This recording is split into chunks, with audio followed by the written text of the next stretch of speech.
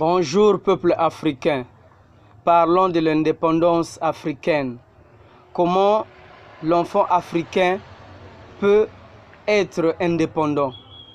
C'est de nous les panafricains, c'est d'imposer aux gouvernements respectifs de nos pays en Afrique d'aller annuler ou bien abolir les contrats coloniaux que nos ancêtres ont signés au moment de l'indépendance.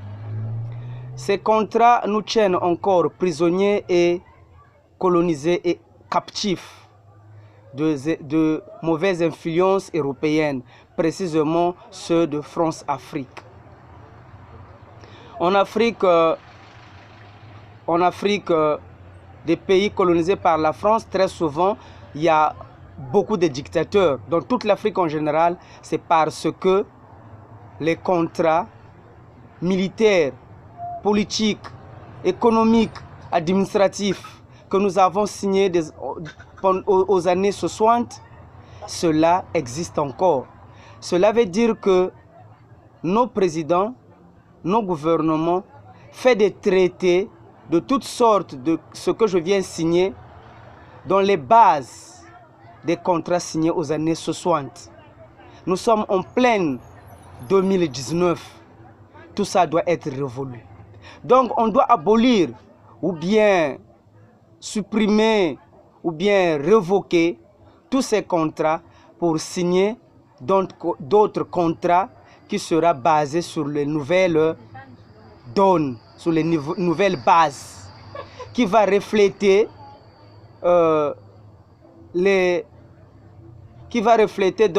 qui va prendre en compte donc les soucis ou bien les normes, les demandes de souverains primaires africains. Vous verrez que il n'y aura plus de président dictateur en Afrique si on va bien abolir tout cela. Sinon que tout le combat, nous les panafricains, que nous sommes en train de mener envers ceux qui nous ont colonisés, ça sera en vain et nul non avenu. Parce que les clés, ce n'est pas de faire du bruit individuellement, mais c'est d'aller rompre les contrats coloniaux en termes des États. Ce sont nos États qui ont signé ces contrats avec l'État français, par exemple, ou bien des États européens. Donc, on doit aussi mettre la pression imposée à nos gouvernements en cadre, en titre des États pour aller annuler ces contrats. Et vous verrez que l'Afrique deviendra libre et indépendante et l'influence des élus européens ou françaises ne va plus s'abattre sur les dirigeants africains. Voilà le vrai problème que ma sœur Fatou Diom et mon frère Kémy Séba et tous les panafricains qu'on doit mettre en place. Ce sont des stratégies qu'on a toujours mis à l'écart, mais cela prouve aujourd'hui à suffisance que cela a tout à voir avec ce que notre peuple subit. Nous mourons dans la Méditerranée juste parce que les gouvernements de nos pays, ils prennent des ordres, ils reçoivent des ordres de l'Élysée et non les ordres de souverains primaires. Nous sommes reprimés, mais les gilets jaunes en France n'ont jamais été reprimés par les gens de d'autres nations. Mais ici en Afrique, vous allez voir, en Côte d'Ivoire, le peuple ivoirien a été réprimé par l'armée française, jusqu'à même kidnapper son président, Laurent Gbagbo. Traduit en justice dans des raisons banales.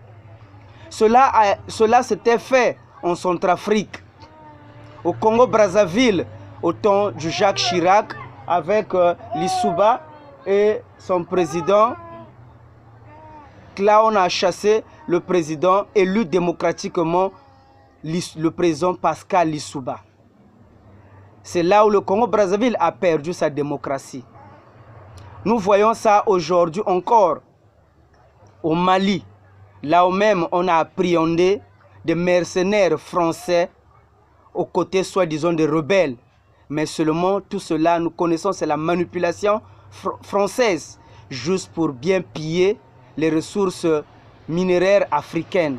Nous voyons en RDC, voilà, ils ont des raisons à dire qu'il y a l'Ebola. Ils ont donc jeté l'Ebola pour nous mettre à genoux, pour qu'on fait encore des recours à leur égard, de dire que nous avons les antidotes, voilà ce que nous voulons, voilà ce que vous allez faire. Donc, peuple africain, tous les pays africains, on a vu ça au Gabon, là où le peuple, là où l'armée française, est venue mater et tuer les peuples gabonais qui voulaient juste changer le destin de leur pays. Donc, peuple africain, soit disons que les contrats coloniaux servent à protéger la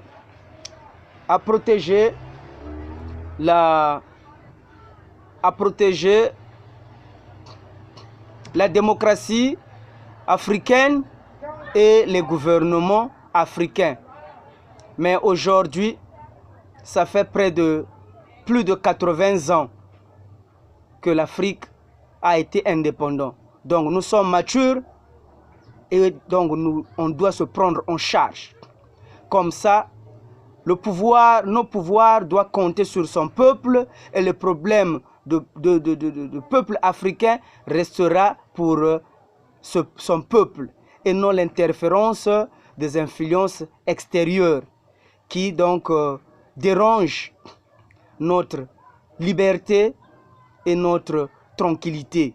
Nous voyons notre peuple mourir dans la Méditerranée juste par la tyrannie de gouvernants français que la France a placés dans nos pays respectifs, qu'on nous fait appeler soi-disant des présidents, qui n'ont jamais été des présidents parce que les présidents répondent aux demandes de son peuple. Voilà pourquoi on n'a jamais vu Macron envoyer donc l'armée pour tirer sur les gilets jaunes, parce que c'est son peuple, il ne peut jamais le faire. Mais nous voyons en Afrique, cela se fait par la bénédiction encore de la France, pour bien protéger ses intérêts. Donc la vie de peuple noir est mise en cause par les intérêts français.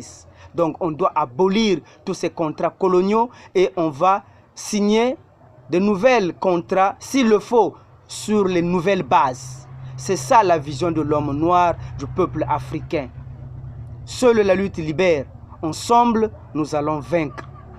Prenons le destin de nos pays en main, de notre continent en main, pour le bien de nos enfants et de nos petits-enfants. Nous sommes ensemble. Seule la lutte libère.